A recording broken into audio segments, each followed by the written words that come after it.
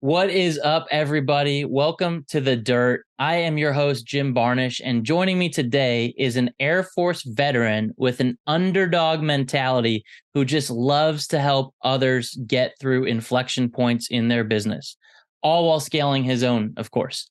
He's built a multi-million-dollar business in a crowded space, which is tough to do, CRM. Talk more about that, but has a unique go-to-market strategy that has allowed him to consistently acquire new customers. Lars Helgeson, founder and CEO of Green Rope. Say hello to everyone. Thank you for having me, Jim. It's a pleasure to be here. Yeah, pleasure to have you. So let's start with the basics. Tell us who you are. Well, my name is Lars Helgeson. I grew up in Southern California, went to college in upstate New York, was in the Air Force for a few years, got out and decided to start my own business. Had a business partner at the time when I started, and we have since parted ways. And have just grown my business organically over the last, 22 years, 23 years now. And have never taken any venture funding or private equity and have put a lot of sweat equity into building the business up. And we're not huge. We're about 20 people, but happy to be successful in a, as you mentioned, a pretty crowded space in the CRM and marketing automation world. So CRM, for those of you that don't know, which you all probably should know because it's such a common term now, but customer relationship management, right? They're commonplace today in every business, every industry for the most part. Well, not enough, but we'll get to that later. There are some mature companies out there, right? Those SalesForce, Oracle, HubSpot, Pipedrive, et cetera. So talk through how you've competed in that industry with a lot of Goliaths, but being bootstrapped. It's been tough, and especially when it comes to creating awareness. All of those companies that you mentioned have taken millions and millions of dollars of seed funding or investment and used that to create a buzz about their business. And it's a challenge when you're a small business and you don't have those same kinds of budgets. And so we have to find ways to sort of asymmetrically compete in letting people know that we exist as an alternative to some of those big companies that will save them a lot of money, get them really good service, and provide what, obviously I'm very biased, but better software.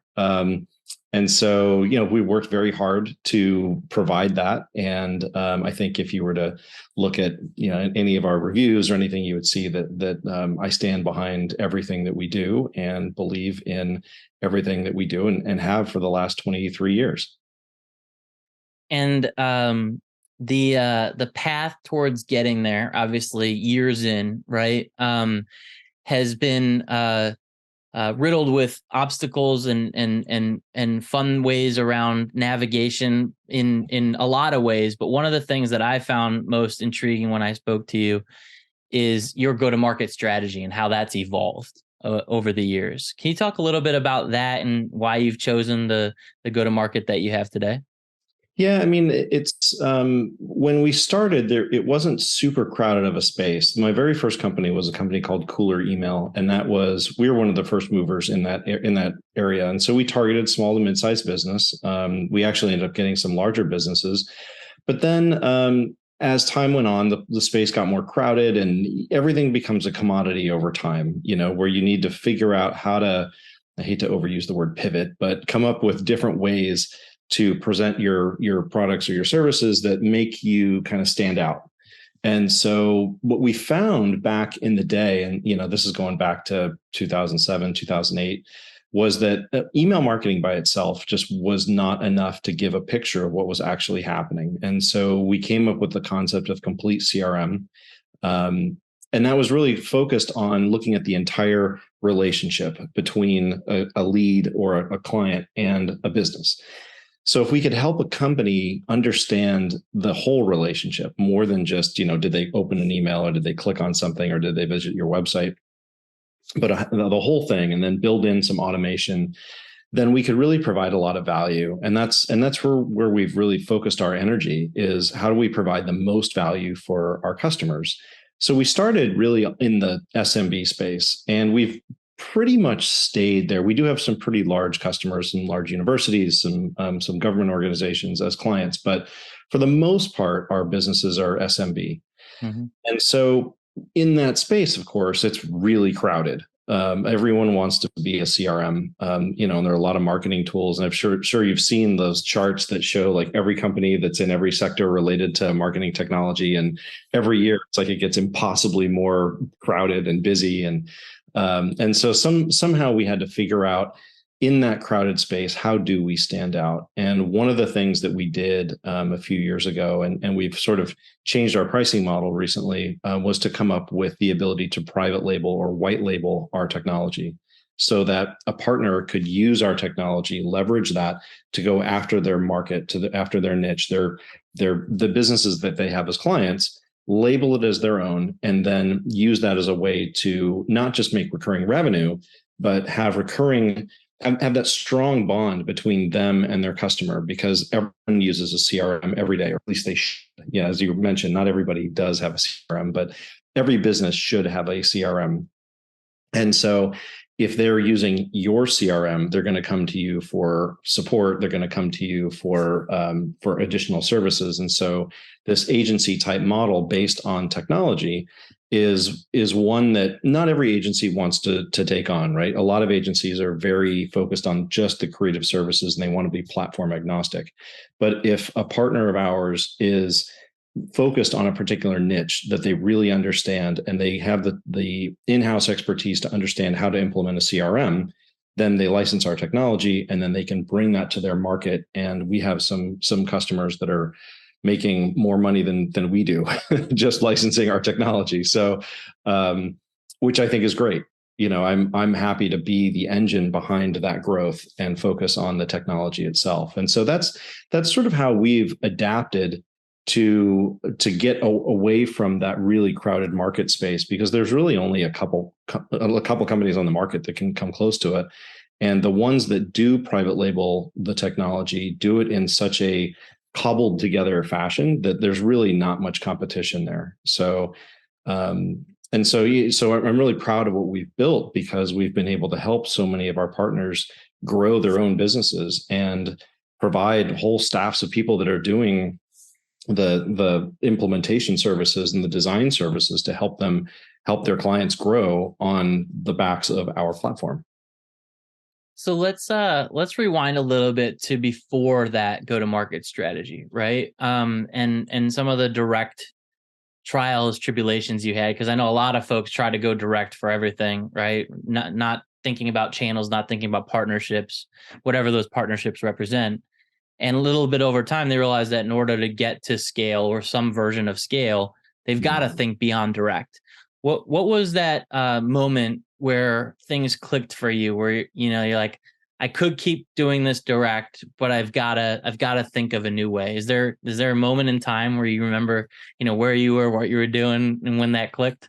I wish I could point to my own genius for this, but but I can't.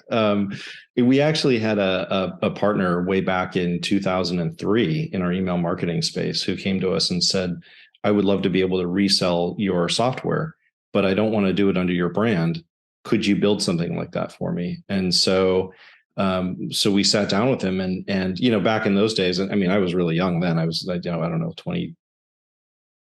30 years old, something like that. Anyway, I didn't have a lot of experience coming out of the military. And so, I didn't know what a channel strategy looked like. I didn't know how to build those kinds of things. And so when we talked to our customer who loved our software and said, I want to be able to bring this to my market, and sat down and we spent a long time talking to them about what that looks like, how that works, what the revenue models kind of look like, and then realized that we could do a very simple share, and because our pricing has always been really simple, let them take all of the creative revenue that they can make and just be the engine, the backbone behind his business. We realized we had something. And so back in the day, we had the email marketing kind of model, and then we switched to the CRM. And we always kind of thought that it would be one of those things that we would charge a lot of money up front for, as a way to kind of weed out the people that weren't serious, but also to just defray the costs of labor that it takes to set these things up. I mean, especially when it comes to email, there's labor involved in setting up the domains and the hosts and the setting up the IP addresses and the DNS. Like, there's just a lot of things that go into that. And so I was just thinking that, well, if it costs us a lot of money up front, then let's make sure that we get that. So in case these are flaky partners, we make our money back. Mm-hmm. But what was happening was we were scaring away a lot of people in the SMB space who thought, we don't really know who this company is because the company is small. They're taking a risk just as much as we are. And so a couple of years ago, and actually just this past year, we'd been thinking about it and kind of strategizing. And then just this past year, we came up with an entirely new model that doesn't have a big upfront cost, that it's just a straight $600 a month, and then gives them the ability to private label 50 accounts. And so any company knows that they can have up to 50 accounts and be paying $600 a month for all of their CRM and marketing automation software. That's less than what you would pay for a single account with like a typical larger, kind of enterprise grade CRM and marketing automation platform anyway. So, so that sort of that evolution really came from listening. And I think that's one of the most important lessons that I learned over time, was how important it is to listen to customers. And you got to be careful with that, because a lot of customers are very self-serving in the way that they think about what it is that they want, what they're really looking for from you. But I think what I found was if you start to hear themes amongst your customers, you really have to listen to that as a business. It's very important to see what are the themes that matter the most to your clients, the ones that are really in your sweet spot of who you want to serve. Now, is that a formal process that you typically go through in talking to your clients? Is it a little bit more informal? Or how would others that are like, wow, you're right, like, how do I start thinking more like through the lens of a customer? How would they go about doing that, and some of the things that you've done? It's both. The formal side is we send out surveys, and we ask, and we have an open channel so that if someone has an idea, they can post that. We actually use our own. Green Rope includes a ticketing system, and so we use with scoring for the tickets, and so we use that as a way to score items that are on our to-do list, the feature requests, and we score based on the size of the customer, the impact on the UX, the amount of effort it takes to build. And so there's a bunch of criteria that go into there, so that when we're looking at our roadmap, we can look at that and say, okay, we know that there are a lot of customers that have asked for this, and maybe it's a small thing that we can do that has a big impact on user experience. So let's do that now. So it is a combination of an informal thing, because I host weekly or monthly webinars for our clients. And then for our larger clients and our reseller clients. And then we also have a monthly Q&A that one of our staff members hosts. And so we're always listening to the feedback that we get from those people. And so if something that is new comes up as a feature request, we put it on that list and we log it, and then it kind of gets racked and stacked automatically based on all those things. And then as sort of like an aside to that, if someone comes to us and says, this is really important for me to be able to do X, whatever it is, and we want to effectively jump the line and have this built for us right away, then they can pay for the development effort to do that. And it's just a cost, the cost of the development. There's no profit built into it. But the idea is that if they really want something, they can effectively buy that feature and have it built into the system. And of course, everyone will be able to use it, but it puts that feature at the forefront of what they can use. And so, and like I said, they're just paying for our labor to do that, if it's that important to them. And we have a fair number of, I think we probably logged a good couple hundred hours over the last year of clients that said this particular feature is important enough to me that I need to be able to have that in the CRM. Mm-hmm.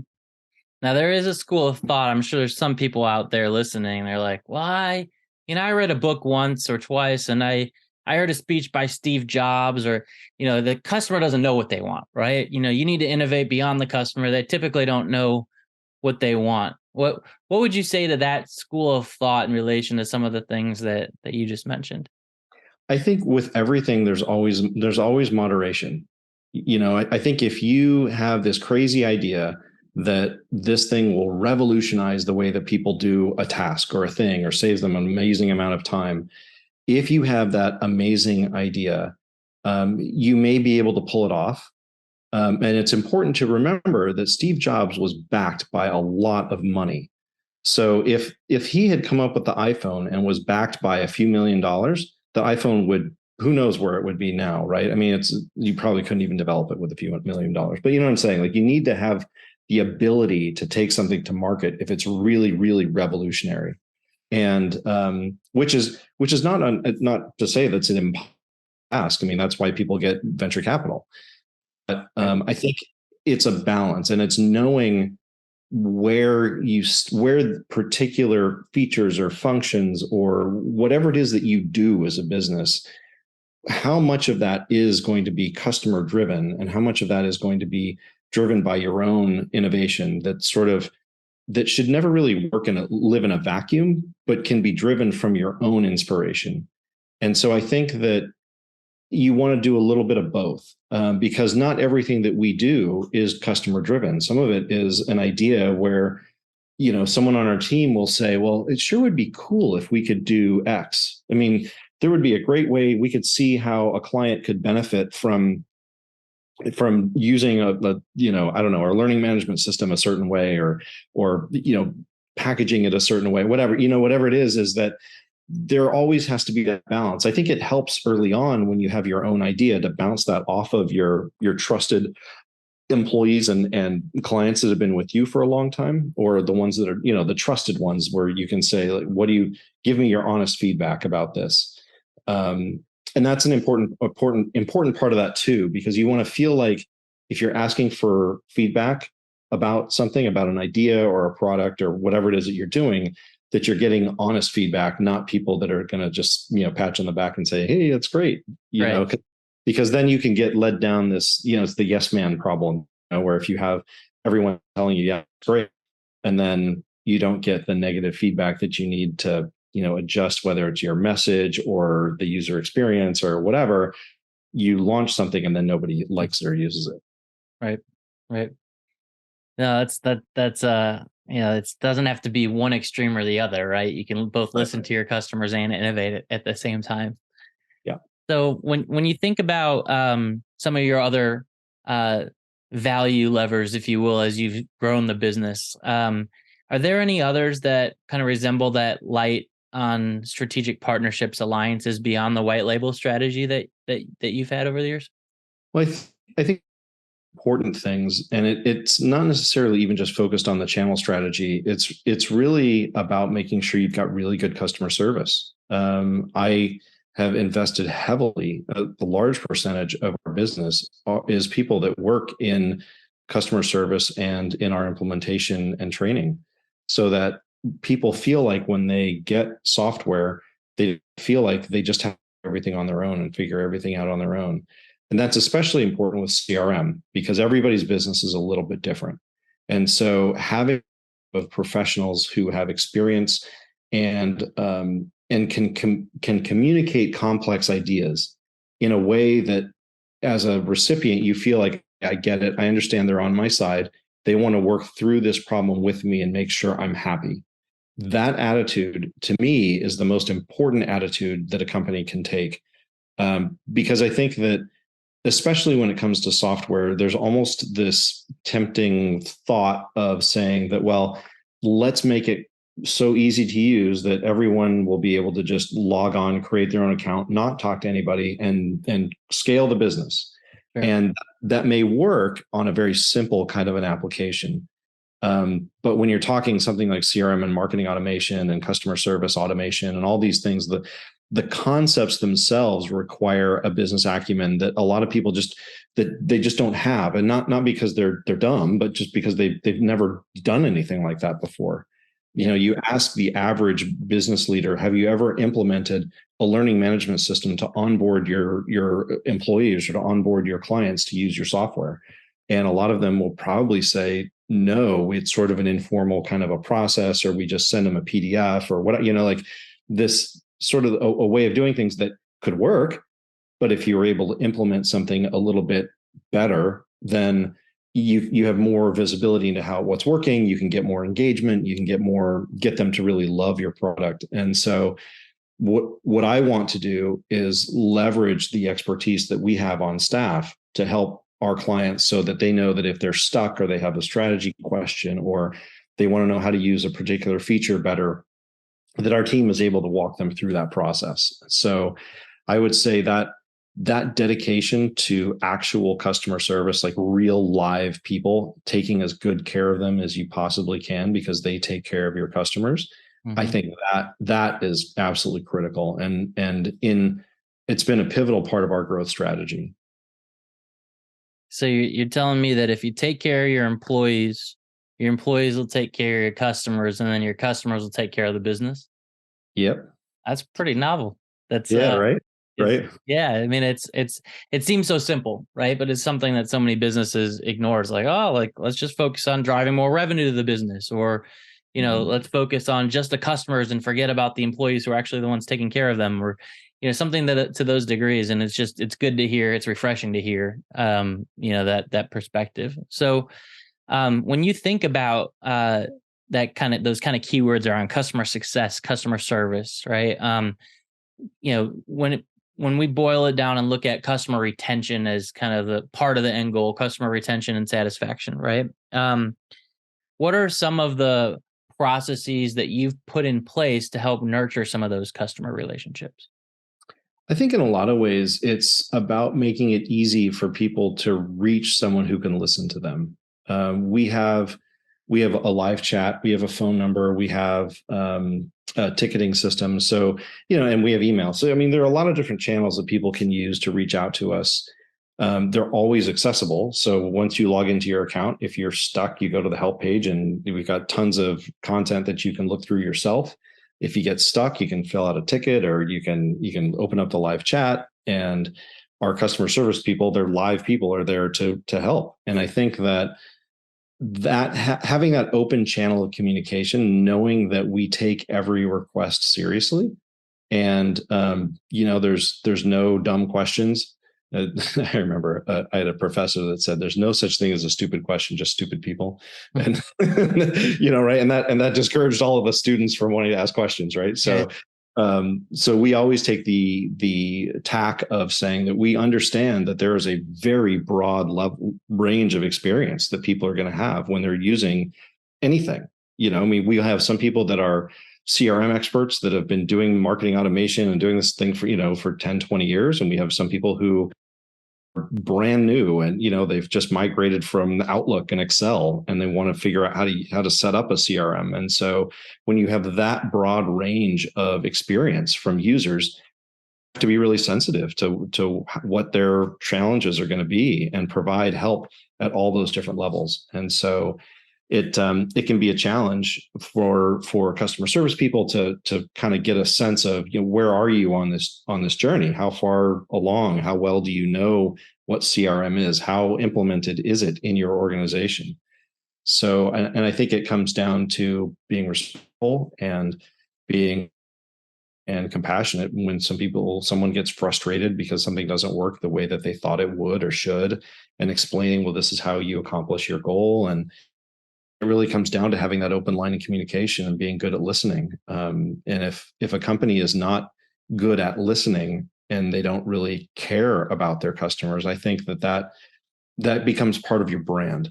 And I think an important part of our brand is that we do care, that we do want our customers to be successful, that you can pick up the phone or you get on a Zoom or fill out a ticket or jump on live chat, or and that we will respond and help you.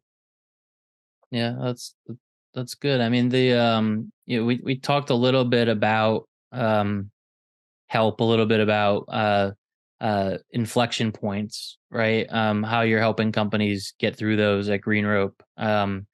What are some of the most common inflection points that you see as you're talking to your customers or your customers' customers? I think it sort of depends on the business. It's, one of the things that we did that's a little bit different from the way our competitors work is that our pricing model is super simple. You just have a certain number of contacts and everything is available. You can have an unlimited number of groups, forms, websites, emails that you send out, automations, everything's unlimited.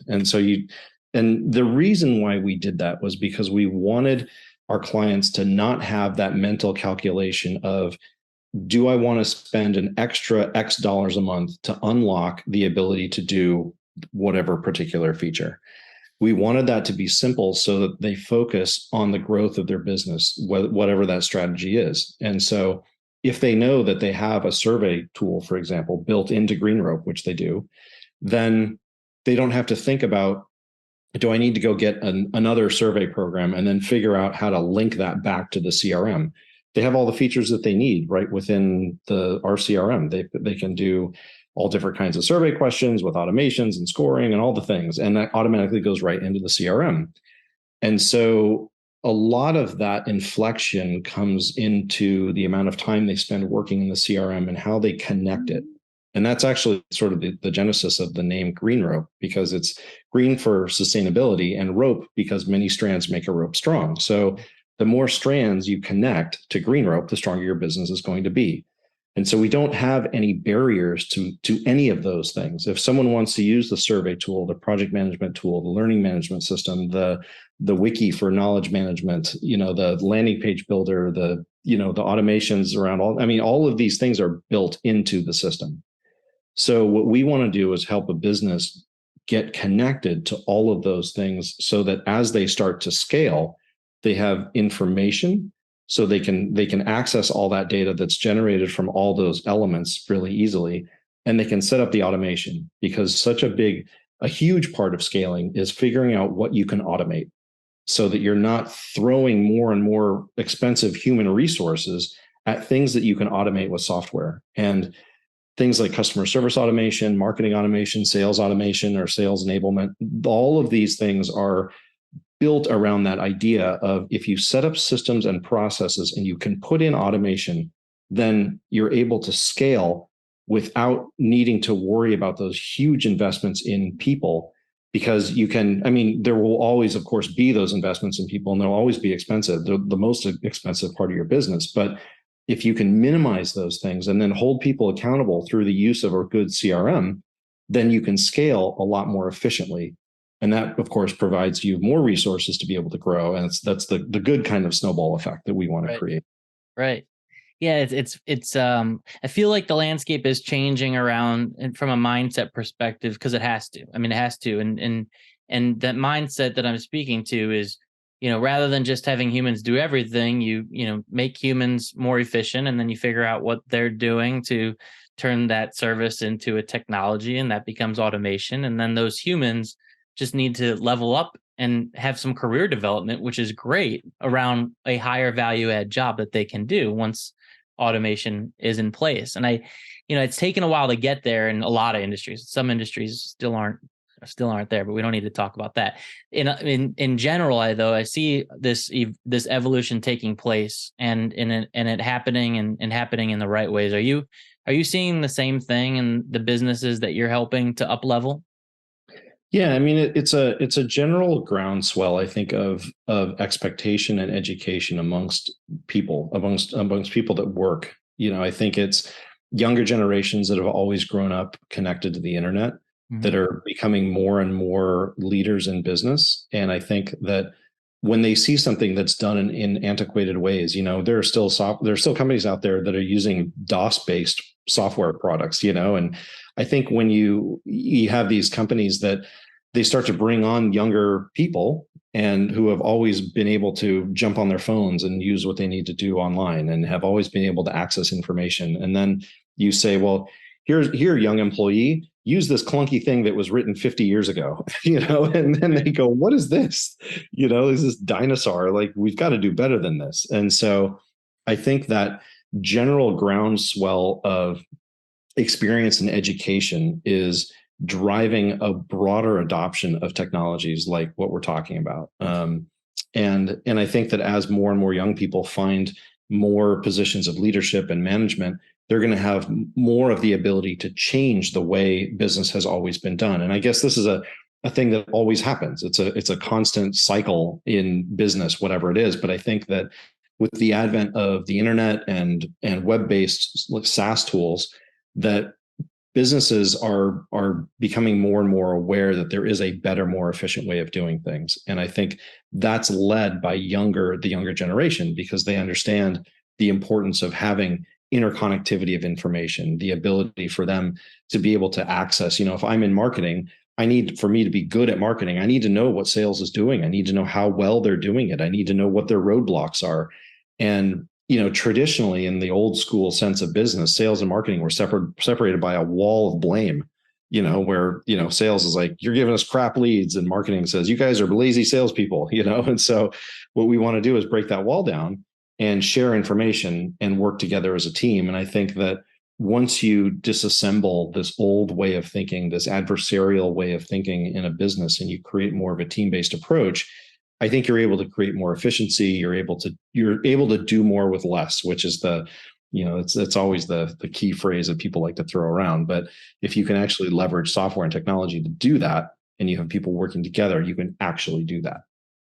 Yeah, it's funny you mentioned that. I actually got a call earlier from one of my business owner I know. And he's like, my marketing team is talking all about these MQLs, marketing qualified leads, and my sales team is talking all about these sales qualified leads, SQLs, right? How the hell do I tie those two things together? Because they're speaking different languages, and I don't really know. I'm a little lost at what to do next. So it's, are you seeing that problem a lot, like that marketing sales alignment, if you will? Because I have conversations like that all day. It is an age-old problem. That is something that has plagued businesses forever. And I think that and that's why you need a good CRM that combines marketing and sales technology into the same platform, so that, of course, there's going to be an evolution of leads when they become marketing qualified and sales qualified. How do you track them through that whole process? Your CRM should be strong enough to be able to do all of that. You should be able to look at the sales, the customer journey, and whether you model it as a funnel or whatever you do, the life cycle thing, like whatever it is that you do, that you can trace that and then look at that, set up automation to help them through that process, and then have metrics so you can look at that and say, well, how many of our leads went from marketing qualified to sales qualified? Where did they all go? Can we engage with them and try to get them to be more sales qualified? And so, that's a strategy thing. That's a thing that we as business leaders and owners and managers in our companies are responsible for taking that step back, because typically, and this is not universal, but salespeople are going to be focused more on sales, and marketing people are going to be focused more on marketing. And they feel like, well, once this is out of my ability to influence, then what am I doing? Do I need to spend a lot of time on this? If I'm a salesperson, does it make sense for me to look at what marketing is doing to attract leads? And the answer is yes, but they need to be able to see how. And you can't do that if you don't have that free flow of information between those two different departments. Yeah, and you can almost compare it to, like, forgive the analogy, but like almost like a relay race, right? Like in a relay race, the third position is not going to drop the baton to the fourth position and say, your fault, you dropped the baton, right? But yet you see that happening in marketing and sales team, where it's like, well, I got it to MQL. That's a qualified lead, buddy, right? And sales picks it up and say, well, that's not, but it's the system, and then it's the rules around the terminology, right? And you mentioned customer journey, which is so spot on as the answer that solves it, right? As long as you understand the gates and the whole team is aligned to what that process looks like, there should be no argument as to what an MQL or an SQL is. There should be no argument around how that baton is passed, right? And so it's good to hear how much you're helping other businesses get through those inflection points. So I got a question for you as it relates to your inflection points. Like what of the inflection points that you've been in business a while now? What are some of the inflection points that you've seen as you've grown? I think that a lot of it has tracked with the development of our own software, because we use our own software to run our business. So I think one of the key inflection points when we developed our internal certification program. So you can become Green Rope certified, and it's a whole course that's based on our learning management system. And so when new customers come in, we encourage them to go through that process to become certified. And so that has helped us in two ways. One, it's reduced the support burden, because once they go through this course, they know so much more about how to use the platform. And two is we've created advocates and evangelists over people that really understand how to use our software, because it is so powerful, and for what it is and for the cost associated with it. They realize that, wow, this thing can do all these things for my business. I can help my own business, and then then they'll go out and they'll spread the word and talk to the people that they know. Yeah. And so that certification program has been a big part of our growth and our success. And I think part of it too has been finding really good people on the team. I feel like, there's always going to be some churn or whatever, like we don't really lose employees that often, but I think that when you're able to find people that maybe are B players and then replace them with A players, I feel like we have a team of A players now.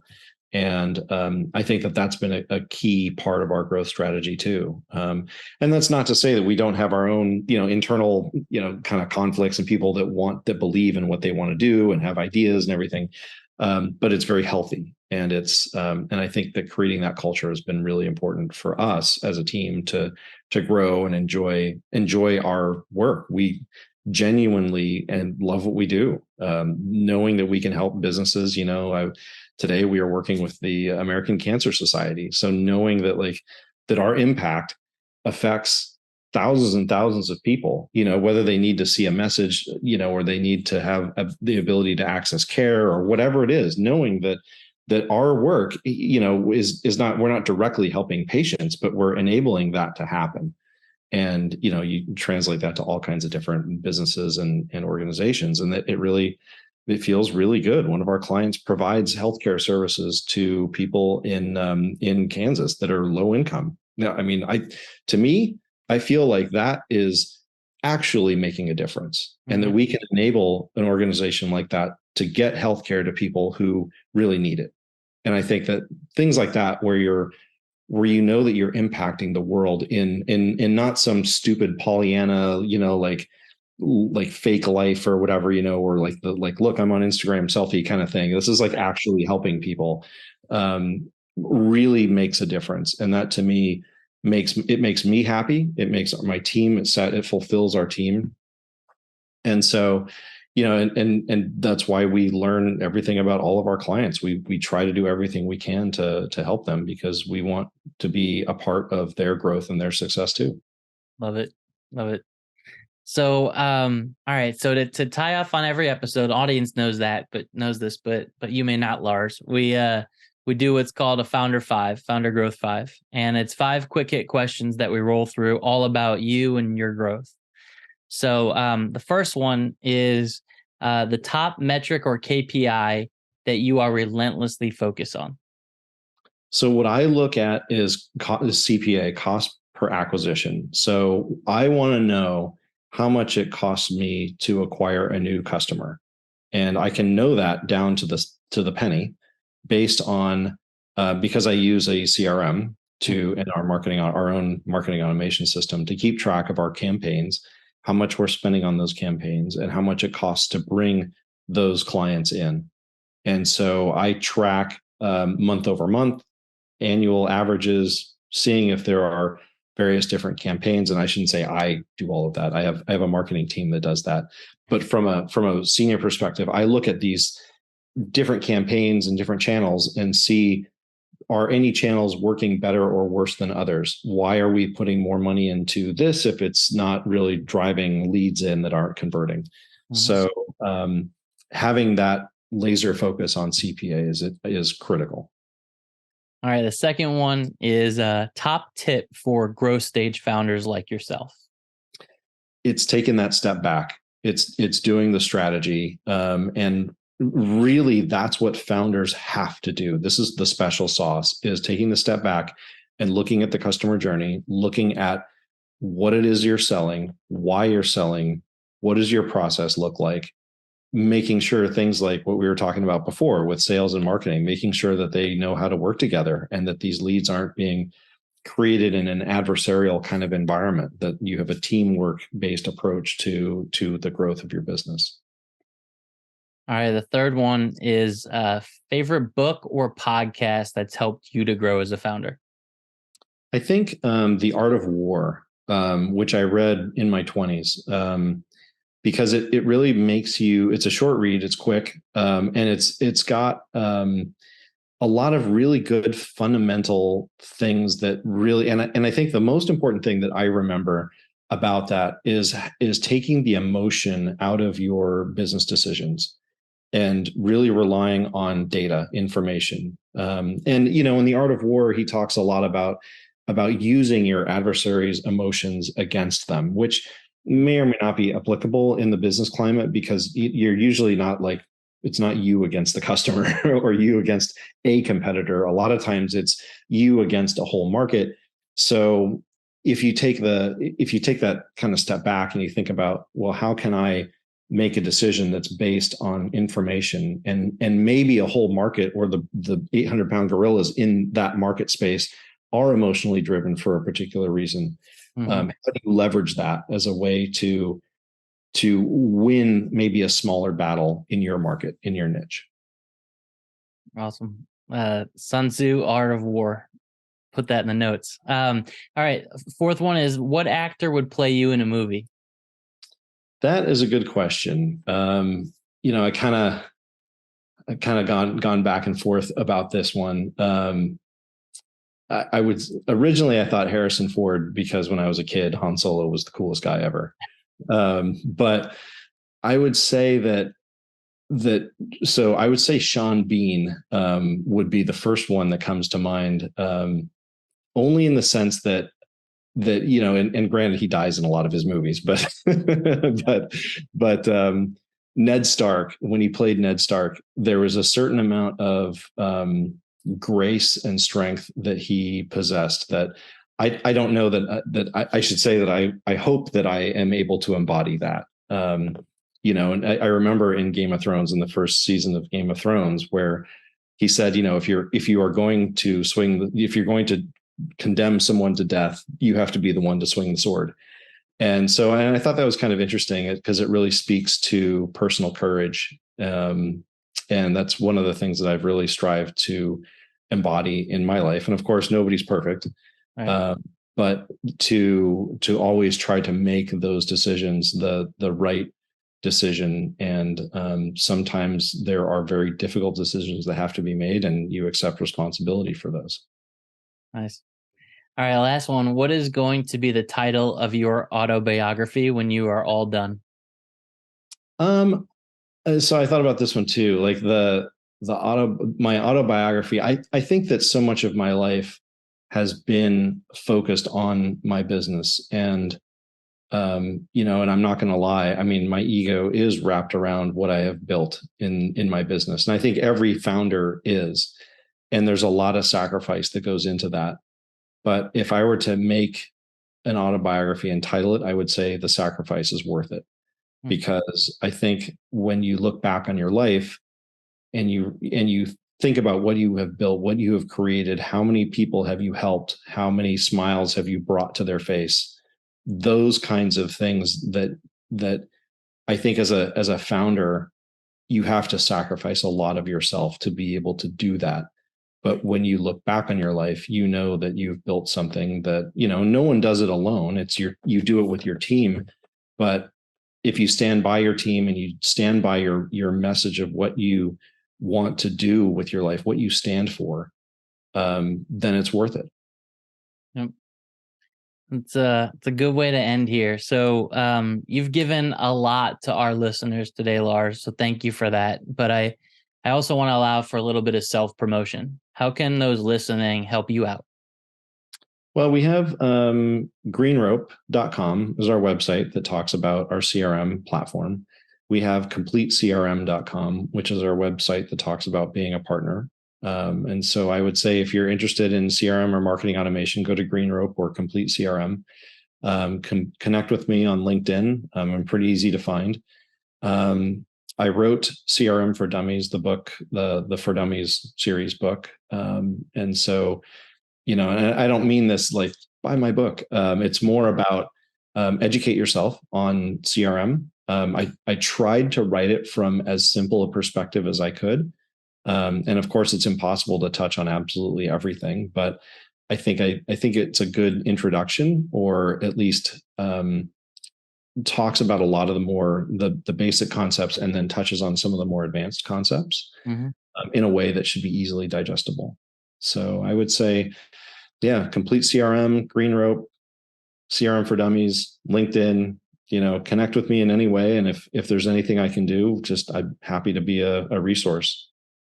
Lars, this has been a great time, great knowledge, and thank you for joining us on The Dirt. Thank you so much for having me. It's been great being here. All right, take care. Thanks.